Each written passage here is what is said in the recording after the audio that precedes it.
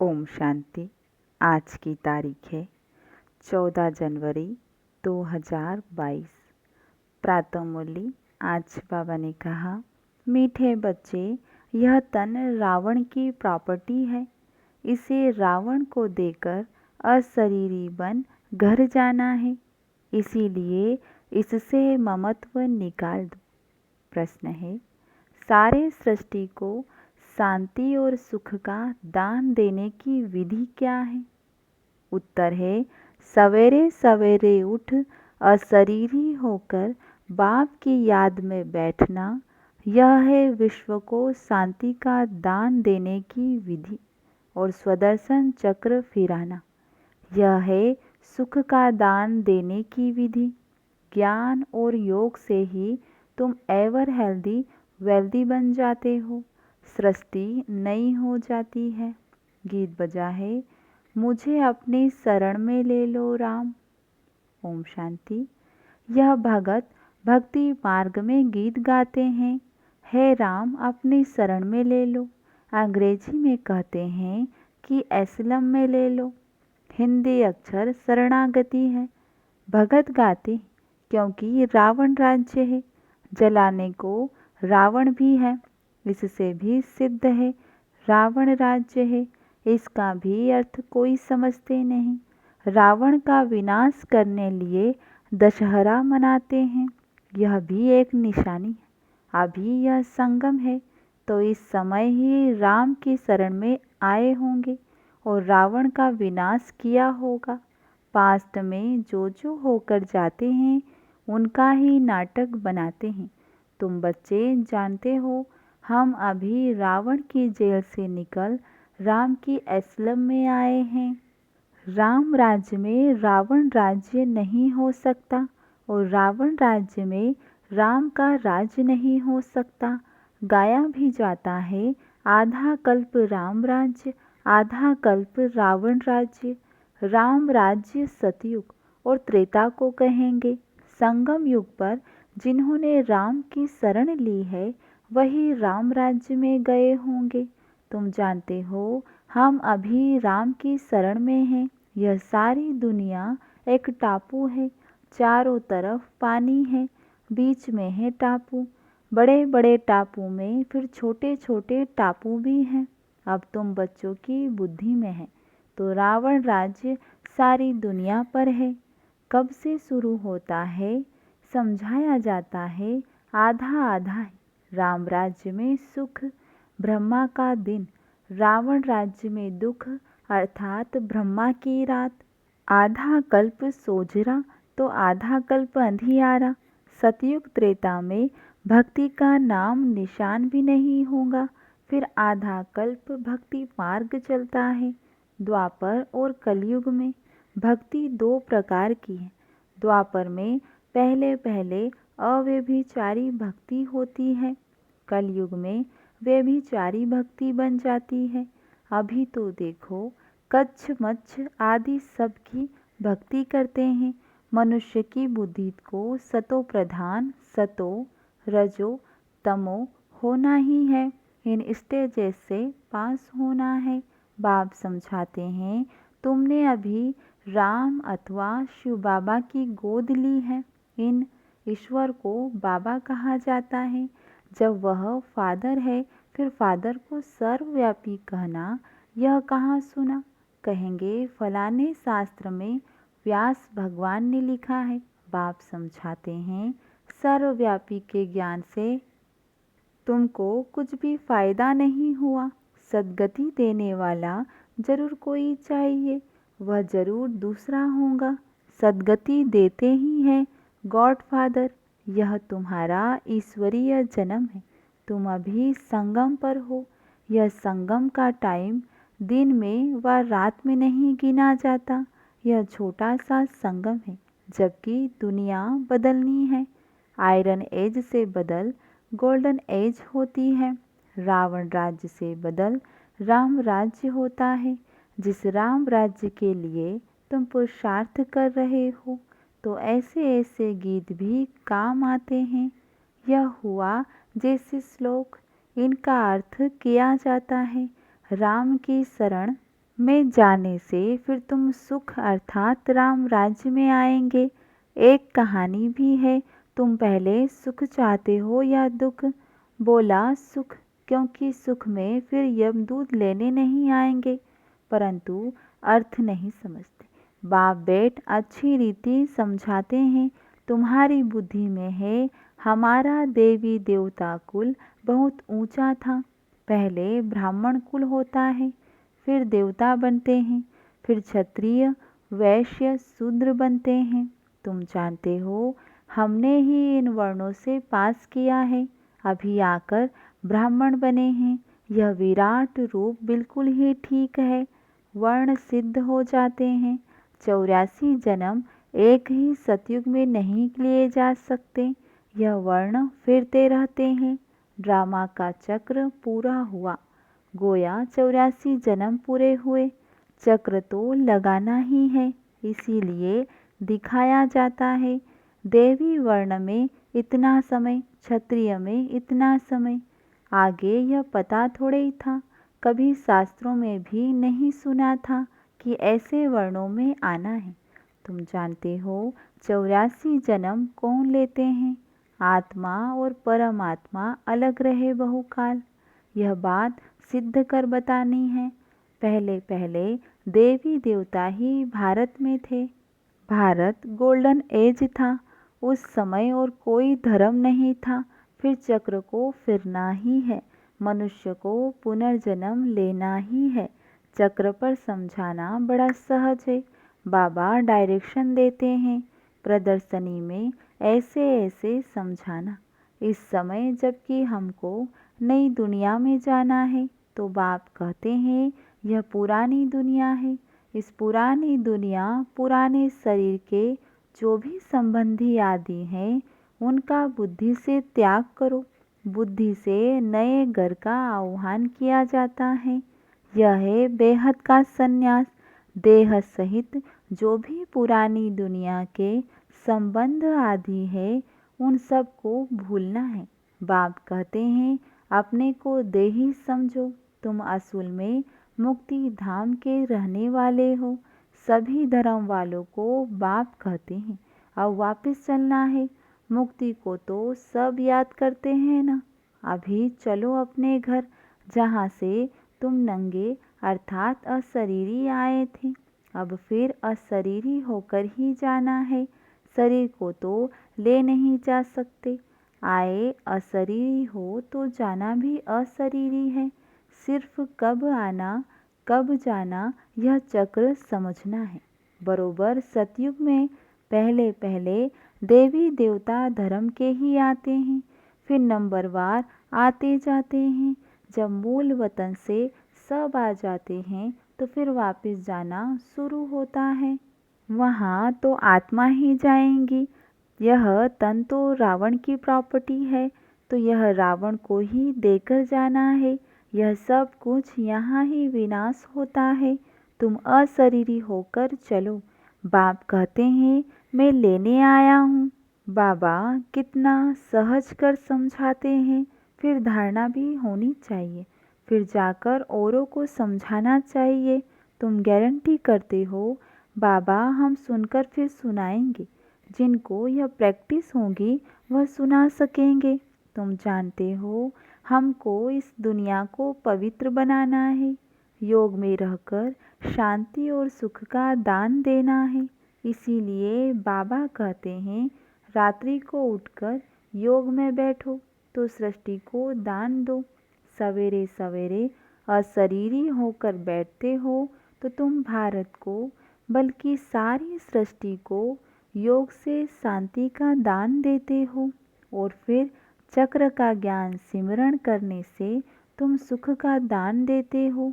सुख होता है धन से, तो सवेरे उठकर याद में बैठो बाबा बस अब आपके पास आए कि आए। अब हमारे 84 जन्म पूरे हुए हैं, तो सवेरे उठकर बाप को याद कर शांति और सुख का दान देना पड़े। योग और ज्ञान से हेल्थ और वेल्थ मिलेंगी। जब हम एवर हेल्दी होते हैं तो सृष्टि ही नई होती है। सतयुग त्रेता में हेल्दी वेल्दी है, कलयुग में अनहेल्दी अनवेल्दी है। अब हम हेल्दी और वेल्दी बनते हैं, फिर आधा कल्प हमारा ही राज्य चलता है। बुद्धि में जब यह ज्ञान हो तब खुशी रह सके। भर यह लिख दो कि 2500 वर्ष के लिए एवर हेल्दी एवर वेल्दी बनना हो तो आओ इस ईश्वरीय नेचर क्योर सेंटर में। परंतु यह लिखेंगे भी वह जिनमें ज्ञान होगा। ऐसे थोड़े सेंटर पर हम खोलते हैं, सर्विस आप आकर करो। जो खोलते हैं उनको खुद सर्विस करनी चाहिए। झगड़ा सारा पवित्रता पर ही चलता है। विष न मिलने से अत्याचार होते हैं। अब है संगम तो बुद्धि में सुख धाम और शांति धाम को ही याद करना चाहिए। दुख धाम है तब तो सुखधाम को याद करते हैं, तब ही गाते हैं। दुख में सिमरण सब करे, सुख में करे न कोई। यह पतित दुनिया है। लॉ कहता है कलयुग के अंत में सबको पतित होना ही है। जब तक संगम आए और राम राज्य की स्थापना हो जाए, फिर रावण राज्य का विनाश हो। अब विनाश की तैयारी हो रही है। रावण राज्य खलास होना ही है। बाकी यह गुड़ियों का खेल करते हैं। कितने गुड्डे गुड़ियाँ बनाते हैं, इसीलिए इनको अंधश्रद्धा कहा जाता है। जितने भारत में चित्र बनते हैं उतने और कहाँ नहीं बनते हैं। भारत में ढेर चित्र है। गाया भी जाता है ब्रह्मा का दिन, ब्रह्मा की रात। दिन को फिर लंबा क्यों कर दिया है, यह भी समझने की बात है। पहले अव्यभिचारी भक्ति, फिर व्यभिचारी। पहले 16 कला, फिर 14 कला। अंत में कुछ तो कला रह न जाए। परंतु इस समय नो कला। इस समय है तमो प्रधान दुनिया। तमो कलयुग से शुरू होता है, फिर अंत में कहेंगे तमो प्रधान। अब दुनिया जड़ जड़ीभूत हो गई है। पुरानी चीज को आपे ही आग लग जाती है। जैसे बट का जंगल होता है तो उनको आपे ही आग लग जाती है। इनको भी आग लगनी है। थोड़ा भी कुछ आपस में हुआ तो आग सुलग जाएगी। घर में कोई छोटी बात पर झगड़ा हो जाता है। आपस में दोस्त होते, थोड़ी सी बात पर ऐसी दुश्मनी हो जाती जो एक दो का गला काटने भी लग पड़ते हैं। क्रोध भी कम नहीं है। एक दो को मारने के लिए देखो कितनी तैयारी कर रहे हैं। यह है ड्रामा। क्रिश्चियन लोग हैं दोनों बड़े, आपस में मिल जाए तो सब कुछ कर सकते हैं। पोप भी क्रिश्चियन का हेड है। उनका मान बहुत रखते हैं, परंतु मानते उनकी भी नहीं है। यहाँ भी जो बच्चे बाप की मानते नहीं तो वह विनाशी पद पाते हैं। श्रीमत पर चलना चाहिए। श्रीमत भगवत गीता है ना, और कोई शास्त्र में श्रीमत है नहीं। श्री माना श्रेष्ठ ते श्रेष्ठ, जो कब पुनर्जन्म में नहीं आते। मनुष्य तो पुनर्जन्म में आते हैं। विद्वानों ने तो जन्म मरण से रहित की गाई हुई गीता में पूरे 84 जन्म लेने वाले का नाम डाल दिया है। वास्तव में परमपिता परमात्मा ही ज्ञान का सागर, पवित्रता का सागर, पतित पावन गाया हुआ है। वही वरदान देते हैं बच्चों को। उनके बदले कृष्ण का नाम डाल दिया है। पहले पहले शिव जयंती, फिर होती है कृष्ण जयंती। शिव बाबा आते हैं नई दुनिया स्थापन करने। तो पहले बाप का जन्म, फिर बच्चे का जन्म। बाप के जन्म से ही कृष्ण बच्चा निकला, वह भी एक तो नहीं होगा। देवी संप्रदाय कहा जाता है ना, तो कितना भूल कर दी है।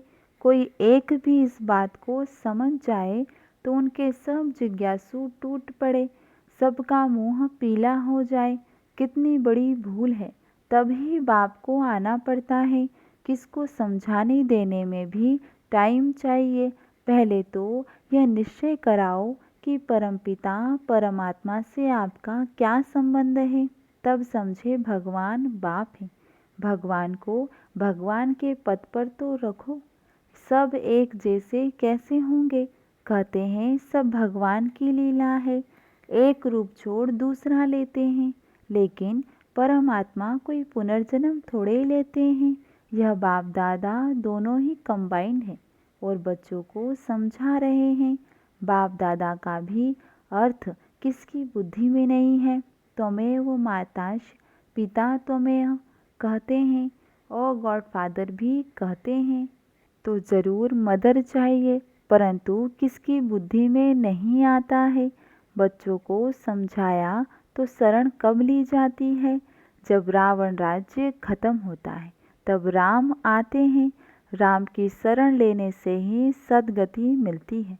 कहते हैं राम राज्य हो, उनको सूर्यवंशी राज्य का पता ही नहीं। कहते हैं राम राज्य नई दुनिया नया भारत हो, सो तो अब बन रहा है, बनना है ज़रूर, ड्रामा को चलना है ज़रूर।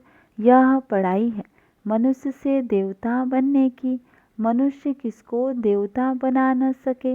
बाबा आकर मनुष्य को देवता बनाते हैं, क्योंकि बाबा ही स्वर्ग की स्थापना करते हैं। ब्राह्मणों की माला नहीं बनाई जाती, न गाई जाती है। वे जयंती माला विष्णु की है। यह है ईश्वरीय घराना जो अब नया शुरू होता है। आगे था रावण का आसुरी घराना। रावण को आसुर कहा जाता है।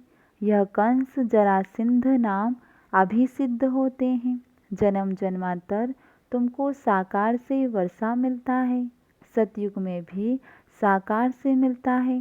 सिर्फ इस समय तुमको निराकार बाप से वर्षा मिलता है। अच्छा, मीठे मीठे सिखी लदे बच्चों प्रति माता पिता बाप दादा का याद प्यार और गुड मॉर्निंग। रूहानी बाप की रूहानी बच्चों को नमस्ते, और हम रूहानी बच्चों की रूहानी बाप दादा को याद प्यार गुड मॉर्निंग नमस्ते। धारणा के लिए मुख्य सार है, देह सहित पुरानी दुनिया के संबंधी आदि सब भूल स्वयं को देही समझना है। बुद्धि से नए घर का आह्वान करना है। सवेरे सवेरे उठ सारी दुनिया को शांति और सुख का दान देना है। वरदान है, आकारी और निराकारी स्थिति के अभ्यास द्वारा हलचल में भी अचल रहने वाले बाप समान भव। जैसे साकार में रहना नेचुरल हो गया, ऐसे ही मैं आकारी फरिश्ता हूँ और निराकारी श्रेष्ठ आत्मा हूँ। यह दोनों स्मृतियाँ नेचुरल हो, क्योंकि शिव बाप है निराकारी और ब्रह्मा बाप है आकारी। अगर दोनों से प्यार है तो समान बनो। साकार में रहते अभ्यास करो, अभी अभी आकारी और अभी अभी निराकारी, तो यह अभ्यास ही हलचल में अचल बना देगा। स्लोगन है, दिव्य गुणों की प्राप्ति होना ही सबसे श्रेष्ठ प्रभु प्रसाद है। लवलीन स्थिति का अनुभव करने लिए विशेष पॉइंट, जो प्यारा होता है उसे याद किया नहीं जाता, उसकी याद स्वतः आती है। सिर्फ प्यार दिल का हो, सच्चा और निस्वार्थ हो। जब कहते हो मेरा बाबा, प्यारा बाबा, तो प्यारे को कभी भूल नहीं सकते। और निस्वार्थ प्यार सिवाय बाप के किसी आत्मा से मिल नहीं सकता। इसीलिए कभी मतलब से याद नहीं करो, निस्वार्थ प्यार में लवलीन रहो। अच्छा, ओम शांति।